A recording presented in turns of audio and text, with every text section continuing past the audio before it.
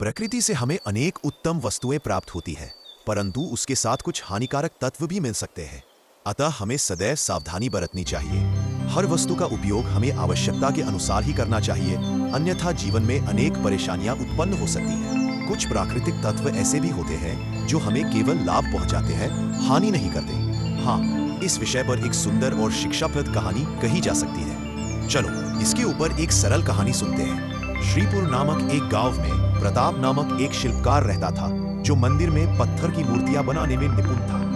उनकी पहली पत्नी का निधन हो चुका था और उनसे एक पुत्र था, सुजॉय, जो 15 वर्ष का था। उन्होंने दूसरी शादी की थी और उनसे एक और पुत्र था जो 9 वर्ष का था। शिल्पकार प्रताप को एक कार्य के लिए बहुत दूर जाना पड़ा, जो 4 वर्ष तक चलने वाला था, और वो उस काम के लिए निकल पड़ा। प्रताप के जाने के बाद ही सुजॉय पर उसकी सौतेली मां ने तरह तरह के अत्याचार करना आरंभ कर दिया।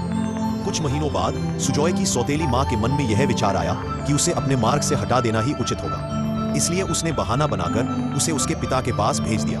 उस समय यात्रा के साधन अधिक उपलब्ध नहीं थे, इसीलिए सुजॉय को पहुंचने में कम से कम 5 दिन का समय लगने वाला था।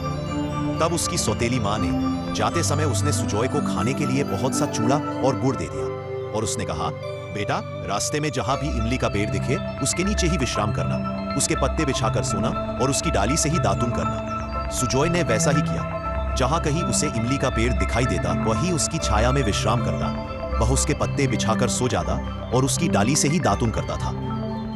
और जब छठे दिन सुजॉय अपने पिता के पास पहुंचा तो उसे देखकर उसके पिता रो पड़े, क्योंकि उसकी हालत कुछ मरने जैसा हो गया था। इसलिए उसके पिता ने उसे अपने पास कुछ दिनों तक रखा और वह सब कुछ जान चुके थे, इस कारण उनका मन अत्यंत दुखी हो गया।